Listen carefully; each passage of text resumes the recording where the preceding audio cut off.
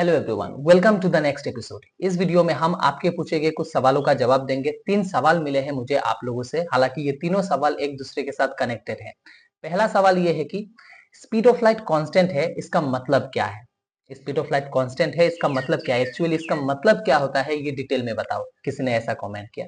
And next है कि speed of light से कोई क्यों नहीं ट्रेवल कर सकता, क्यों ये speed of light limit set किया गया है हमारे यूनिवर्स के द्वारा। और तीसरा ये है कि अगर कोई स्पीड ऑफ लाइट से ट्रेवल कर पाए तो उसके पर्सपेक्टिव से ये यूनिवर्स कैसा दिखाई देगा। मतलब मान लो हम ही स्पीड ऑफ लाइट को अचीव कर दिए तो हमारे लिए ये यूनिवर्स कैसा दिखाई देगा, हमारे पर्सपेक्टिव से यूनिवर्स कैसा होगा। बहुत ही इंटरेस्टिंग सवाल है, तीनों सवाल बहुत ही इंटरेस्टिंग है। इस वीडियो में हम क्लियर करेंगे और समझने की कोशिश करेंगे बहुत अच्छे से। ठीक है, तो पहला ये है कि स्पीड ऑफ लाइट कांस्टेंट है, इसका मतलब क्या है? स्पीड ऑफ लाइट कांस्टेंट है, इसका मतलब ये हुआ कि लाइट पार्टिकल फोटोन हमेशा इसी स्पीड पे रहेगी। कौन सी स्पीड? स्पीड ऑफ लाइट, जो कि 3 इंटू 10⁸ मीटर पर सेकेंड। ये स्पीड कभी भी ज्यादा नहीं हो सकता, कम नहीं हो सकता। फोटोन पार्टिकल जो मासलेस हो वो हमेशा इसी स्पीड पे रहेगी अगर वो स्पेस टाइम फैब्रिक पे चल रही है तो। हालांकि मीडियम अगर बदल दे तो स्पीड ऑफ लाइट अलग अलग हो सकती है, लेकिन यह है स्पेस टाइम फैब्रिक में speed of light particle photon, जो कि है 3 इंटू 10⁸ मीटर पर सेकेंड। कांस्टेंट का मतलब यही है, जिसका वैल्यू कभी ज्यादा नहीं हो सकता, कम नहीं हो सकता। यही है, और यही है हमारे यूनिवर्स का स्पीड लिमिट। इससे ज्यादा स्पीड से या फिर इस स्पीड को कोई भी चीज अटेन नहीं कर सकता, कोई भी इंफॉर्मेशन इस स्पीड से ट्रेवल नहीं कर सकता। इसका मतलब यही है। एक एग्जांपल के साथ समझो, मान लो यहां से कोई एक इंसान 10 किलोमीटर पर आवर की स्पीड से आ रहा है और ऑपोजिट डायरेक्शन से कोई और एक इंसान 10 किलोमीटर पर आवर की स्पीड से आ रहा है। अभी इसके पर्सपेक्टिव से इसका स्पीड क्या होगा? 20 किलोमीटर पर आवर, क्योंकि ये भी तो खुद 10 किलोमीटर पर आवर की स्पीड से आ रहा था और ये भी 10 किलोमीटर पर आवर की स्पीड से इसके ऑपोजिट डायरेक्शन में जा रहा है, तो इसके पर्सपेक्टिव से इसका स्पीड कितना होगा? 20 किलोमीटर पर आवर, यानी कि दोनों स्पीड प्लस हो चुका है। अब मान लो स्पीड ऑफ लाइट से दोनों ऑपोजिट डायरेक्शन में आ रहा है। मान लो ये एक पार्टिकल है, स्पीड ऑफ लाइट से ट्रेवल कर रहा है इस डायरेक्शन में, और ये एक पार्टिकल है जो कि स्पीड ऑफ लाइट से ट्रेवल कर रहा है इस डायरेक्शन में। अभी इस पार्टिकल के पर्सपेक्टिव से इस पार्टिकल का स्पीड क्या होना चाहिए? Twice of speed of light, जो कि नहीं होता। स्पीड ऑफ लाइट ट्वाइस नहीं हो रहा है। Speed of light plus speed of light equal speed of light ही होगा। हालांकि ये थोड़ा सा कंफ्यूजिंग है, लेकिन यही है जो है। ठीक है, तो ये twice of speed of light नहीं हो जाएगा। तो स्पीड ऑफ लाइट हमेशा कांस्टेंट है। इस स्पीड से ज्यादा स्पीड में हम किसी भी चीज को ट्रेवल नहीं करा सकते, और इस स्पीड से ज्यादा स्पीड में हम किसी भी चीज को जाते हुए देख भी नहीं सकते। किसी का पर्सपेक्टिव ये नहीं हो सकता। तो स्पीड ऑफ लाइट कांस्टेंट का मतलब यही हुआ कि इस ब्रह्मांड में स्पीड लिमिट सेट है, यही है, जो कि है 3 इंटू 10⁸ मीटर पर सेकेंड। आई होप आपको समझ में आया होगा। अब नेक्स्ट सवाल यह है कि कोई भी इंसान इंसान या फिर कोई भी चीज स्पीड ऑफ लाइट को अटेन क्यों नहीं कर सकता? क्यों कोई स्पीड ऑफ लाइट से ट्रेवल नहीं कर सकता? चलो इसे समझो। पहले देखो, स्पीड ऑफ लाइट से कौन ट्रेवल करता है? लाइट। स्पीड ऑफ लाइट, इसका मतलब लाइट पार्टिकल फोटोन की बात हो रही है।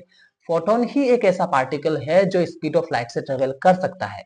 और फोटोन कैसा पार्टिकल है? मासलेस पार्टिकल है, जिसके पास कोई रेस्ट मास नहीं होता। इसका मतलब रेस्ट मास नहीं है जिस पार्टिकल के पास, जिसके पास रेस्ट मास नहीं है वही सिर्फ स्पीड ऑफ लाइट में रह सकता है। और कोई भी चीज जिसके पास थोड़ा सा भी मास हो, मान लो इलेक्ट्रॉन, प्रोटॉन है ना, न्यूट्रॉन, क्वार्क्स, इनके पास मास तो है ना, इतू सा भी मास होने से भी ये स्पीड ऑफ लाइट से ट्रेवल नहीं कर सकता। इसका मतलब कोई भी पार्टिकल, कोई भी चीज जिसके पास रेस्ट मास है, चाहे वो रेस्ट मास कितना ही क्यों ना हो, रेस्ट मास रहने वाले पार्टिकल कभी भी स्पीड ऑफ लाइट से ट्रेवल नहीं कर सकता। क्यों नहीं कर सकता, इसे समझो। आइंस्टाइन के जो थियरी ऑफ रिलेटिविटी है, इसका एक स्टेटमेंट ये है कि आप जितना फास्ट मूव करोगे आपका मास उतना इंक्रीज होते जाएगा। आप जितना फास्ट मूव करोगे आपका मास उतना इंक्रीज होगा। ठीक है, रेस्ट मास में इंक्रीज नहीं होगा, रिलेटिविस्टिक मास में इंक्रीज होगा। कैसे होता है इसे समझो। पहली बात तो कोई भी एक पार्टिकल जिसके पास मास है, पार्टिकल छोड़ो, कोई भी एक सामान, कोई भी एक ऑब्जेक्ट ले लेता हूं। ये एक ऑब्जेक्ट है जिसके पास मास है। इसको जब आप ट्रेवल कराओगे तो पीछे से आपको एनर्जी देना होगा। ठीक है, आइंस्टाइन के थियरी ऑफ रिलेटिविटी के हिसाब से इसको जितना फास्ट मूव कराते जाओगे, जितना फास्ट मूव कराते जाओगे, इसका मास उतना ही इंक्रीज होते जाएगा। अगर मास इंक्रीज हो रहा है तो पीछे से आपको और ज्यादा फास्टर मूव कराने के लिए एनर्जी देना होगा, और at the speed of light इसका मास इनफाइनाइट हो जाएगा। इसका मास जब इनफाइनाइट हो जाएगा, इसको पीछे से धक्का देने के लिए आपको इनफाइनाइट अमाउंट ऑफ एनर्जी देना होगा। अब बताओ, इनफाइनाइट अमाउंट ऑफ एनर्जी कहां से लाओगे? ठीक है, तो इसका मतलब ये हुआ कि जितना फास्ट आप मूव कराओगे किसी भी चीज को, उसका मास इतना इंक्रीज होते जाता है, और स्पीड ऑफ लाइट तक आप अप्रोच करते जाओगे तब तक इसका मास इनफाइनाइट हो जाएगा, और इसके मास इनफाइनाइट होने की वजह से पीछे से इनफाइनाइट अमाउंट ऑफ एनर्जी देना होगा, और इनफाइनाइट अमाउंट ऑफ एनर्जी हम नहीं दे सकते। इसका मतलब कोई भी चीज जिसके पास रेस्ट मास है, इसके पास मास तो है ना, रेस्ट मास है ना, तो रेस्ट मास होने की वजह से ये कभी भी स्पीड ऑफ लाइट को अटेन नहीं कर सकता। इसके पास अगर रेस्ट मास नहीं होता तो ये हमेशा स्पीड ऑफ लाइट में ही रहती, इसी स्पीड में ही रहती।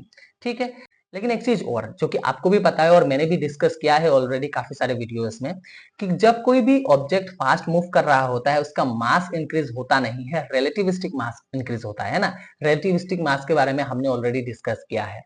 ठीक है, तो आई होप आपको समझ में आया होगा कि कोई भी पार्टिकल क्यों स्पीड ऑफ लाइट से ट्रेवल नहीं कर सकता, है ना, फोटोन को छोड़ के कोई भी चीज क्यों स्पीड ऑफ लाइट से ट्रेवल नहीं कर सकता, क्योंकि उसका रिलेटिविस्टिक मास इंक्रीज हो जाता है जब वो फास्ट मूव कर रहा होगा थियरी ऑफ रिलेटिविटी के हिसाब से। अब थर्ड सवाल ये है कि अगर कोई स्पीड ऑफ लाइट से ट्रेवल करता है तो उसके लिए ये यूनिवर्स कैसा दिखाई देगा। तो देख लेते हैं कि फोटोन के पर्सपेक्टिव से ये यूनिवर्स कैसा है, जो कि फोटोन खुद स्पीड ऑफ लाइट से ट्रेवल करता है। इसका मतलब फोटोन के हिसाब से ये यूनिवर्स कैसा दिखाई देता है। देखो, पहली बात तो इसे समझो, स्पीड ऑफ लाइट से ट्रेवल करने से दो चीज होगा। पहला ये होगा कि आप जितना फास्ट मूव करते हो टाइम आपके लिए स्लो होता है। टाइम डायलेशन वाले वीडियो में हमने ये डिस्कस किया था कि आप जितना फास्ट मूव करोगे टाइम आपके लिए उतना स्लो होगा। और at the speed of light से अगर आप चल पाओ तो आपके लिए टाइम रुक जाएगा। यानी कि जो स्पीड ऑफ लाइट से ट्रेवल कर रहा है, कौन, फोटोन, फोटोन के लिए टाइम का कोई कॉन्सेप्ट है ही नहीं। उसके लिए ना ही पास्ट है, ना ही फ्यूचर है, ना ही प्रेजेंट है, कोई भी टाइम नहीं है, टाइम का कॉन्सेप्ट ही नहीं है फोटोन के लिए। ठीक है, और दूसरा होता है डायमेंशन में चेंज आएगा इस यूनिवर्स का, लेंथ कंट्रैक्शन कहते हैं जिसे। इसका मतलब ये हुआ कि कोई भी डिस्टेंस नहीं रहेगा फोटोन के लिए, डायमेंशन लेस हो जाएगा ये यूनिवर्स। इसका मतलब कोई डिस्टेंस नहीं रहेगा, इसका मतलब ये हुआ कि ये पूरा यूनिवर्स एक पॉइंट के आकार में हो जाएगा। ये पूरा यूनिवर्स एक पॉइंट के आकार में होगा, किसके लिए, फोटोन के लिए।